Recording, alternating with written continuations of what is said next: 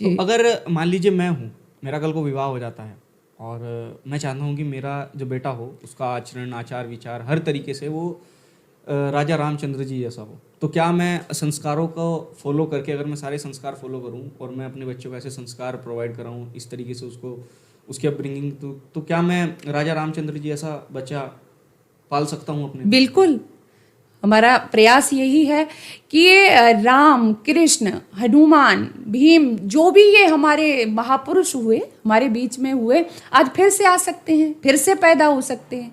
और मैं तो ये कहती हूँ कि ये खो नहीं गए हैं, ये नहीं पवित्र मिट्टी के कणों में छिपे हुए हैं, आज फिर से ये आ सकते हैं, आपके आंगन में किलकारियां मार सकते हैं, आपकी गोद को धन्य कर सकते हैं। लेकिन आपने कहा कैसे आ सकते हैं, तो इसके लिए शर्त एक ही है कि यदि आप अपने घर में राम लाना चाहते हो तो सबसे पहले जिम्मेदारी माँ की है। माँ को कौशल्या बनना पड़ेगा, और पिता को आपको दशरथ बनना पड़ेगा। यदि हनुमान लाना चाहते हो तो माँ अंजना बनना पड़ेगा। यानी तैयारी हमें करनी है सबसे पहले।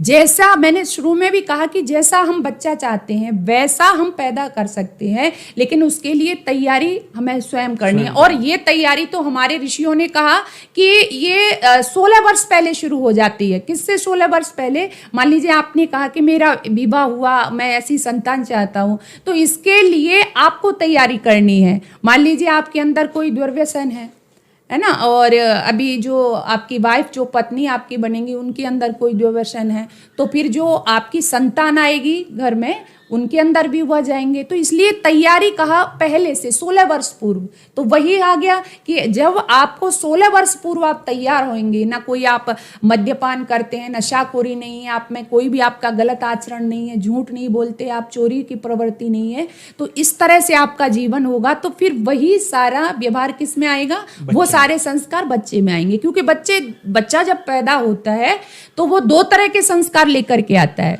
एक तो उसके जन्म जन्मांतरों के संस्कार होते हैं और एक उसको जो वंशानुगत मिलते हैं, माता पिता के संस्कार होते हैं। तो आपके संस्कार उसमें जाएंगे। इसलिए सबसे पहले हमें अपने आप को बनाना है। हमारा जीवन अच्छा है, माता पिता का जीवन अच्छा है, तो बिल्कुल ये दावा है कि हमारे घर में फिर से राम कृष्ण जैसी संतानें आएंगी।